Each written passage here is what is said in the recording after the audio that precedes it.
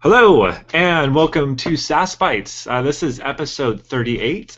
We are your weekly bite of Sass during your lunch break. Actually, at lunch for once on Thursday. It feels good.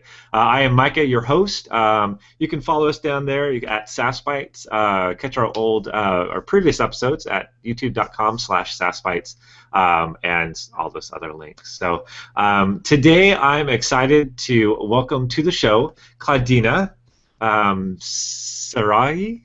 Is that close? Sarahe. Sarahe?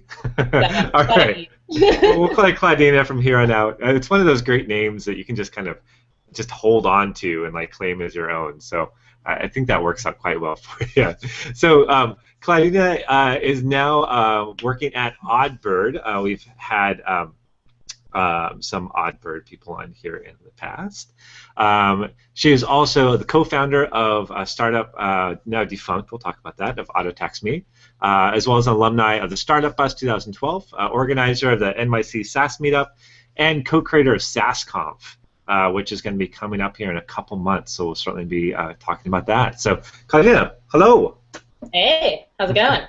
Good. Thanks for having me. Hey, I appreciate you being flexible. Last week, fell down through the gutter as our child got sick and had to go and rescue her a half hour before our show was about to start. No problem. She doing okay? Yeah, no, she's fine. She's just cold and all that kind of. Anyway, fun stuff to have on the air. Yeah. So fortunately, no phone calls half hour before this show, so we're good to go. So thank you for being on the show. And first thing we'd like to do on this series is talk about what's your Sass story. Like, how were you first introduced to it? How did you come to follow the ways of Sass? So I was first introduced to Sass in 2009. I was working on a startup for a few months, and it was a Rails app. So of course, it came bundled with Sass, and blew my mind. I had just about, like, prior to that, almost kind of given up on web development. Was feeling a little deflated. So that's how I came into Sass, but I didn't start using it actively until 2011. And a lot of that was just due to the Ruby dependency. I think when I started using it, it was just the indented syntax. So introducing it to teams and working with it on teams that weren't comfortable was always a hassle to pitch. But after 2011, never looked back. No doubt. So you said you used it in Drupal a little bit. What's your Drupal background? I was curious. I haven't a chance to ask you about that. Oh gosh, my past. I even was in a book and helped edit a massive book on the definitive guide to Drupal 7. I think that was like my absolute, I was like, I'm done. Book, done. I worked with Drupal for I think like about 4 or 5 years. And it was actually sort of the first web technology where the aspect of community plus like code became very apparent to me, and I've always loved the community aspect of Drupal, but as a front-end person or as a themer, you just spend way too much time like overriding the crap that Drupal gives you and not really getting to like think or architect the way that we should be. So I'm really happy to not work. I know that feeling. I live that feeling day in and day out. There's some awesome like Drupal sites, like Daniel Libeskind is Drupal, and it's beautiful, and I love that. That project was really fun. It's definitely getting better. I mean, this isn't a Drupal podcast, but we could certainly have one and say that the front end of Drupal, I think they're finally realizing they need good front end developers, and it's getting better. So if you ever want to come back over, but we're ready for you. I'm happy in my Python world over at oddbird. That's nice. Yeah. Sounds good. So speaking of oddbird, that's a great little segue. So you've been working with them doing some kind of some side work for a while. So what brought you into kind of coming into the fold and wanting to do that? Of oddbird? Well, I met Eric at Sasscom, and Eric is amazing, so there's another reason to come to Sasscom. Exactly. Never met Eric. We just started talking, and I really like that Eric is really kind of like a multimedia polymath of sort. He does a bunch of different things. And he talked to me about the oddbird process and what they do, and it felt like a good fit. A place where I can work and contribute the amount of time that I want to and have, and also have time for other things like organizing. And it's just been, I mean, it's been amazing. It's a wonderful team, really solid process, and constantly like reflecting on it and making it better in ways that are just enjoyable. Like I'm getting to do things that I haven't gotten to do on projects, the things that you always want to do. So it's super fun. And Nice. we're actually looking for a designer, so if anyone wants to come work with us, we have a good time. Sounds like a good pitch. So you say you've been kind of refining processes and trying to make those things better. Are there any particular areas that you're finding like some progress in? Anything that you can share at this point? I mean, oddbird has a pretty solid process. It's just a matter of sort of making it more efficient. So I think one of the major things that we did since I came in, we're a Python shop. So Python common templating system is Django, which is great, but it's limited. So when we started looking into how to have more atomic elements and build from smaller components to larger, we needed a more flexible system. So we've moved to Jinja and Jinja to macros. So that was a really fun project, just analyzing all the patterns on the site and trying to figure out what we could do, discovering Jinja, learning Jinja's macro system, implementing that.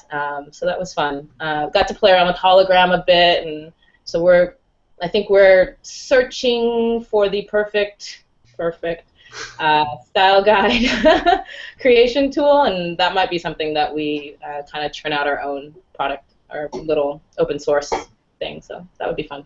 Cool. We'll keep an eye out for that. And that's kind of the fun thing about our job is tomorrow we might wake up and realize we need to learn something completely brand new that we've never touched before. Yeah, I think that's the best, actually. It's the ability to constantly learn, and I like that. And it's the fact that it's not a big deal. It's like, oh, I need to, like if I came into a Python shop, oh, I need to learn some Python. No big deal. So we've been down that road so many times that it's not a problem. So one thing I was excited to talk about reading through some of your past and your bios was the idea of a startup bus. I mean, buses are cool. You can have large parties on them. You can just do all sorts of stupid things on them. But what you did on a bus was pretty awesome. Can you tell me about the experience and what the startup bus is all about?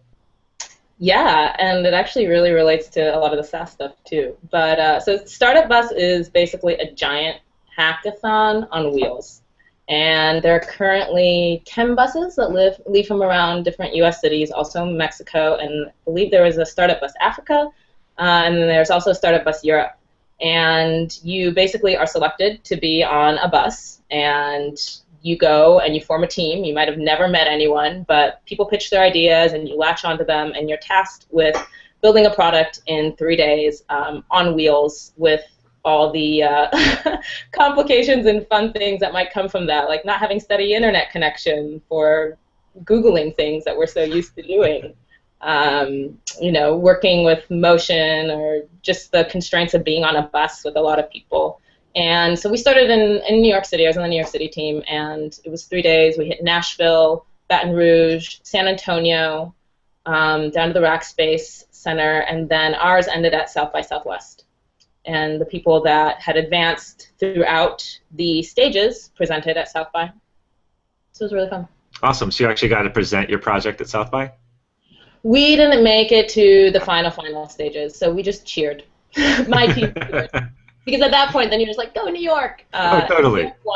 Because New York's awesome. So, yeah. Nice. So your project there, was that AutoTaxMe, or is that just where you met the person for that? That's just where I met my co-founder that later, Cameron Kang, who later became my co-founder and close friend since. And we went on to build AutoTaxMe, and we made it down to YC finals, which was a big thrill for me, getting started on my first startup and getting that far in such a short amount of time. So. Yeah, you said that took just several months to pull together? Yeah, we did the initial MVP in 3 months, and then 3 months later, after tax season, we were on our way to San Francisco trying to get into the summer batch. Wow. And so you're a finalist of the Combinator, correct? So just missed it by that much? Got so close. Well, I know one of the questions that we had coming in was, and I'll read it verbatim if I can find it. Believing whatever doesn't kill you only makes you stronger. What's the most memorable failed attempt of building community that you've had and what you've learned from it, or building anything, I guess? I think AutoTax for me resonates as one of my biggest failures, and I have to admit it wasn't easy for me to come back from it. I think I spent like a few months in that entrepreneurial funk, but it's taught me like the importance of, you know, really just keeping at it and not giving up. And I think I can also apply that to organizing. I know there were times with like the Sass Meetup when we didn't have a consistent space, and then when it was hard to find space, and it was getting hard to find speakers, and you just kind of want to like throw it all away. I think another interesting thing is we used to do these Saturday Sass hacks, and we sort of stopped them because Sam Scott and I got really, really busy, and it was hard to be there. And for me, that felt like this failure because it was a goal that I had for the year to have a second day where we could just hang out and answer people's problems and just work on our computers, since our meetups are more talks. Mm-hmm. And then at the last meetup, some of our members brought it up again, and we just had this wonderful talk, and a lot of them were like, look, we'll take on some of the organizing effort, and we want this to happen. And so I think that was a wonderful, like, just thing that was a failure that eventually, or quote, like a mishap that then found its way back. So that was also really nice. Yeah, and that brings up also the point of sometimes just eventually just letting go of some things. I know that's always been a challenge for me, is trying to control every single aspect of the meetup or the event, and realizing that there are people out there that want to help and that want to get involved. And I know I still have a lot to learn to let go of some of those things eventually. So, yeah. so speaking of the meetup, I'm sort of working towards. I mean, I definitely don't want to be the one in control, because I view it as a community thing. I mean, I'm a huge fan of collectives. I've been a member of a few of them, from like radio to bookstore to food collectives. So I'm really about collective process, but understand sort of the value of having a core sort of leadership team to get things done. Cool. So speaking of the Sass Meetup, a near and dear subject to my heart, because I've had so much fun with mine the last few months. How did NYC Sass come about, and what are some of your experiences and challenges? I mean, you've touched on some of them, but would love to hear a little bit more of that story. So NYC Sass came about actually because of Startup Bus. I was at South by Southwest, and there are some tweets going on for some Sass people to meet up. And I couldn't make the first sort of arranged group meetup, and was like, anyone want to grab lunch? And Scott Kellum was like, yeah, I'd love to grab lunch. And I was like, what? Someone, a New Yorker? So we sat down for lunch, and Scott showed me his early work on Singularity at that time. And we just started talking about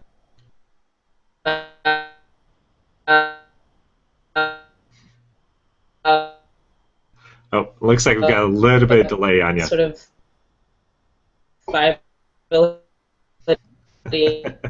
of having a conference, and we're like, oh, that would be so cool. Have everyone then.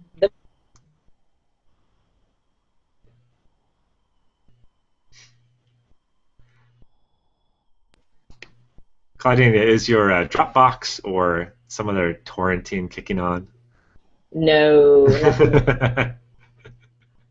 All right, we just lost you for a second. Can you hear me now? Yep, I can hear you now. So, okay. So you talked to Scott. We kind of missed the second after that. Talked to Scott, and we decided that a meetup would be a better proof of concept than launching a conference right away. So it's good to see what kind of ground level support you get before jumping in. So yeah. So your meetup then was really the test of proof of concept for the conference. That was kind of your end goal then? Yeah, we wanted to make sure we had a large enough community, even at least in New York City, to host a conference in New York City. So that's how it started, which was really cool. So your little MVP. So yeah. So I guess that all leads up to Sass Conf. The first Sass Conf was this last fall. Mm-hmm. And tell us how that went. How did it come together, and what did you learn from that crazy experience? So many things. I'm sure. Despite how hard it was at some points, I was like, oh, I really want to do this again, which was awesome. And it came together. I couldn't imagine a better way that it came together. It was amazing to meet everyone and see everyone and just feel the energy and the excitement. And it was honestly like a dream come true moment. It was incredible. It was really amazing. So, if you could pick one thing out of it that was your favorite experience, your favorite moment, what do you think that would be? I actually really liked the second day, the community day, which last year we had sort of like workshop talks running alongside it, and this year it's completely its own day. And it was just so much fun to hang out with people, beautiful weather. We had a rooftop deck in Soho. People were just coding and talking, and then it ended with a panel, and having Nathan came up on stage, and we had Chris and Hampton and sort of everyone who's contributed to getting this project to where it is. It's been around for a large amount of time before getting this momentum in the last few years, and just having everyone that really stayed with it there and talking, and that was definitely one of my favorite moments.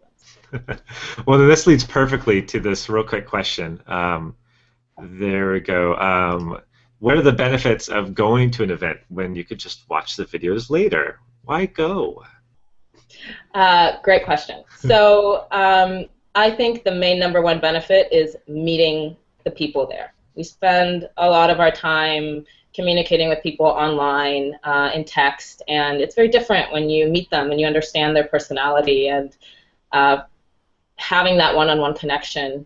So yeah, you can watch it later, but you're missing out, I think, on a really important bond that will take you further throughout your work and progress. So totally.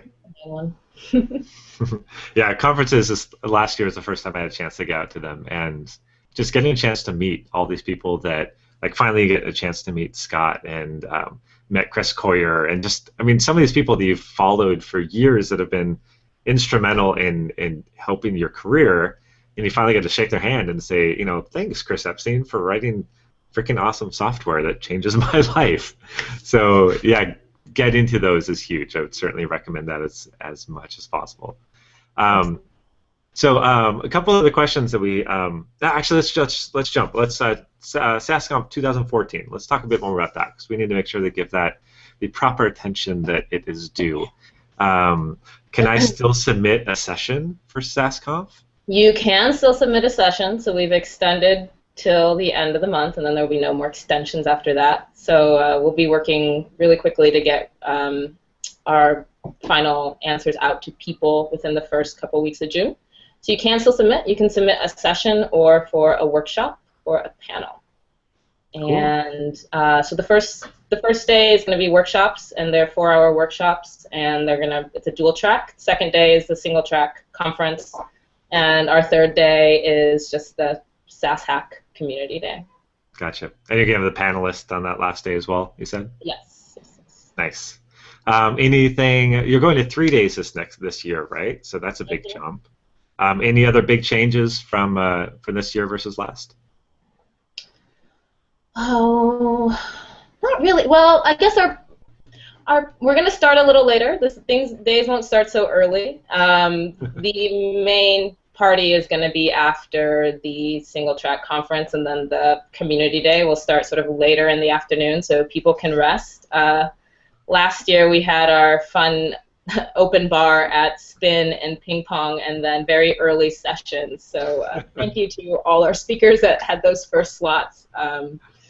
So that was something we learned that we don't want to do. I go to tech conferences, and I'm always like, why are they starting so early? And so then I was like, why did you start your conference so early? Don't do that. And then you did it yourself.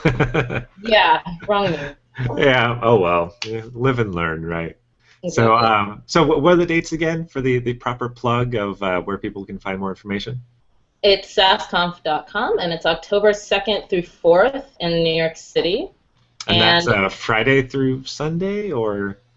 It's actually through Saturday. I believe it's Thursday, Friday, Saturday. Thursday, Friday, Saturday. Cool.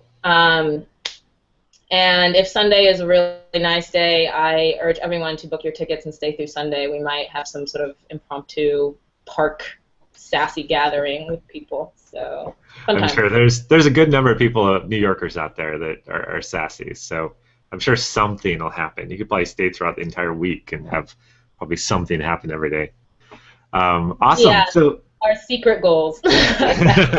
just stay and never leave. That is our plan. We're going to take all the amazing talent and bring them here to New York. Sounds good. Cool. So we had a couple other of question submissions, and you picked out a couple that you thought were especially appropriate. So the first one kind of talked about speaking in conferences. What are some of the things outside of speaking and attending events do you think people undervalue towards contributing to community? This is a message in from Kevin. Yeah, I really like this question. I think personally for myself, some of the things that have really helped me are teaching and volunteering, maybe for teaching and volunteering in tech. So I volunteer with Black Girls Code, whatever other groups you may have. Also, I mean, I think a lot of it is just being open. You know, I feel like a lot of our job is we're building these interfaces, these experiences for people, and we definitely have sort of our assumptions and knowledge when we go in there, but a big challenge that we have to do is sort of keep an open mind and to think about things from these other users' perspectives. So I'm a big proponent of traveling. Get out of your community in your area and try new things. Also reading books and books across a wide variety of topics. I think some of the best things we can do is just to try to engage in those interests, even though we might be like, what does this have to do with what we're doing? But everything is connected. So those are definitely my top there. And get out there and experience. That's what I think what it comes down to, right? Yeah. Cool. And another one from Kevin, because he has got all the good questions these days. If you can just do it in proper English. No, I'm kidding. What do you think some of the underrated parts of the process of realizing products you've been a part of, and how this is vital to trying to figure out exactly what he's saying here, towards a product that's made to satisfy the needs and delights? So I think one of the reasons this one stuck out at me is just because it's what I've been working on this week. I was working with content templates, and the process of building our content templates, and we really like to get into code as quickly as possible, and so it was not only just making sure that we're accounting for the different pieces of content and what needs to be there, but it's also setting up our project directory and making sure sort of these like defaults are there. And I think these little things are things we kind of forget about as pieces of our process, but developer experience contributes to the end product experience. So if you haven't done an approach with content templates, I just think they're absolutely fascinating and a really interesting way of sort of going back to that atomic structure, really just thinking about things at their smallest level first before you branch out and think about the whole interface. So I'm really excited to kind of push forward with that. So how would you define a content template? Is this kind of a Python terminology, or is this kind of just... No, there's actually a good article on A List Apart about them by Erin Kisane, I believe is how you say her last name. I'm sorry for mispronouncing it. But basically, it's a think about taking like your sitemap, and you have every page laid out, and you know what pages you're expecting, and then on each of those pages you're listing out what type of content you need to have, and also ideally down the line it evolves and you end up providing examples of what that content might look like. So you're really building from a content sort of first approach. So an example, let's take like a profile page. And your profile page has your name, your photo, and a bio field, right? And your bio field is 250 characters. So then you could hand that off to a content writer, and they might write in a name and a short bio, and now you have sort of this content to work with. But yeah, well, hopefully I don't think I can show the work we're doing on our current project, but these are all things that I plan to be able to talk about with actual examples soon. But very cool. Maybe it's Sass Conf even? I actually don't talk at Sass at Sasscom, but maybe at the community day, because that's more of a free kind of show your work day, but I won't be submitting for the other 2 days. Gotcha. I sit back. Yeah, I can't blame you at that point. So a content first approach, definitely a good way to approach your design and your markup. Yes, content templates for the win. Very cool. Yeah, and I found that article on List Apart called "Content Templates to the Rescue," and I'll be sure to tweet that out as well and put it in the show notes when we get those together. So a couple more. There's a bunch of great questions in here. A couple of them plussed up a little bit. One that I'm interested in, so I'm just going to ask it. Sure. Have you gotten into Sass 3.3 yet? And if so, what do you think? And is there anything particular that you're in love with or hate? I mean, I think maps. I love the map stuff. There's nothing that I particularly hate. I'm really excited for libsass to catch up to where 3.3 is, and I'm really excited for those 2 projects to move more and more in step. Mm-hmm. But I think one of the things that I've definitely liked about maps, and this is actually all Eric's work, so I'm not going to take credit. I work with incredibly smart people, amazing people, but Eric's been using maps for settings, so things like icons and colors, and I think that's a really neat way of sort of creating these settings arrays and working with them throughout your project. So instead of just having this big list of variables, these unassociated variables, you can put them all together in a single map and pass those around a lot easier, huh? Yep. Yeah. Cool. Yeah, I think I actually just saw a blog article on that recently. I'm trying to remember where it was. About specifically, doing settings kind of like in a JavaScript fashion. I think it was Hugo. He does all of the good articles. I know. I really want Hugo to be at Sassconf this year. I feel like what he's doing for the community is just invaluable. And having him there, as yourself, you should come. I'm going to work at it, that's for sure. I've actually tried to get him on Sass Bites, just real quickly. I mean, like, seeing the stuff he was doing is like, I need you on. And apparently English is not his first language, so he apparently writes it extremely well, but isn't as confident speaking it. So we'll have to get on him and get working on that, because I'd love to get him more involved and actually meet him face to face, or like at the conference would be even better. So that would be awesome. Well, there are some like odd little ways that people can help out. So anyone that really knows French and is a good translator, maybe that's a way of helping the community. There you go. Oh, is that his native language? I didn't even know. He lives in Grenoble, so I believe it's French. Yeah. I see. Cool. Well, if we can get some French translators to come on in, we'll be good to go. And let's see. Anything else stand out here?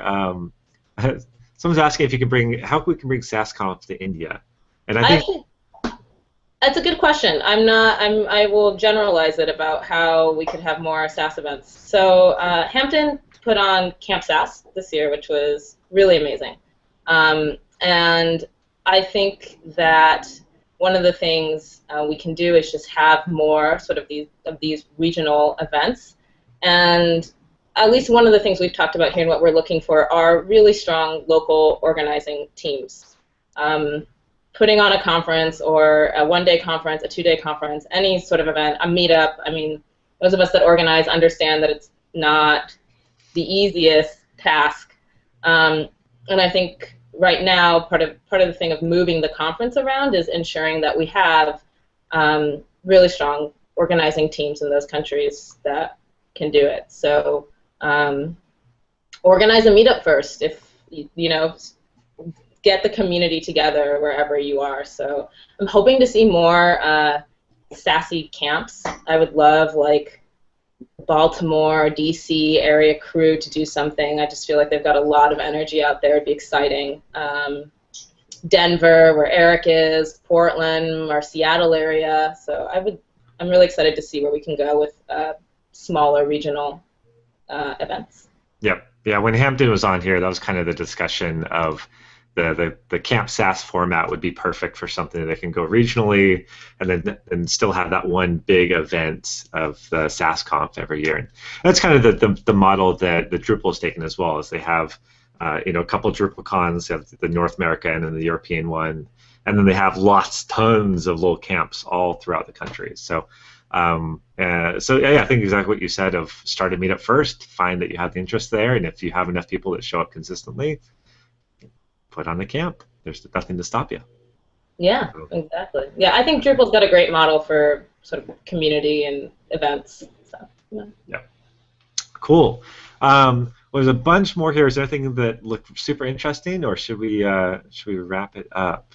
Let's see. What satisfies you the most about organizing events? Is there like a funny bone that this thing tickles, or are you just a masochist? Maybe sometimes. Eric called me a masochist because I ran a half marathon, but 13 miles one day. But my favorite thing about organizing, I think it's really just meeting people and the connections and bringing communities together. I mean, we have such a great group. We have such a wonderful group of people that I know I can basically see every single month at the meetup. One of my other favorite things has just been finding out who uses Sass, companies that use Sass, and meeting other people here in New York, like like Jackie, who's incredible, like just amazing, and Tim, and Ian's going to be speaking next week. I'm super excited to see his work, and so I think one of the great things that I love about it is the ability to connect and meet people. And like I said, maybe I'm a little bit of an experience junkie, but I love new people, new perspectives, new ideas, and so it's really that. It's just having that forum for creativity.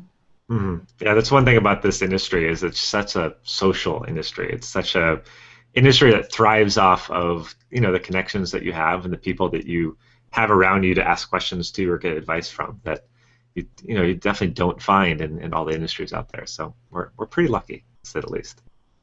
Yeah, absolutely. I think my mom came out to Camp Sass, and I think it was her first experience sort of seeing the tech community, and I think sort of seeing like what I do sometimes, and that was one of the things she mentioned. She was just like, "Wow, this is very social." Well, Claudina, I'm glad that we took this opportunity to be social, and I finally got a chance to meet you. And this has been really just a great series, and a chance to highlight some of the people out there that people haven't had a chance to meet yet. And really excited to have you on. And it's been a lot of fun getting to learn about Startup Bus, which I wish I was 10 years younger and had the time to do that. That just sounds like a blast. And then Sass Conf, I'm going to do my best to get out there this year. I have a submission in. If you guys like it, hopefully that means I'll have more reason to come out. But I know they're blind, so hopefully my submission was good.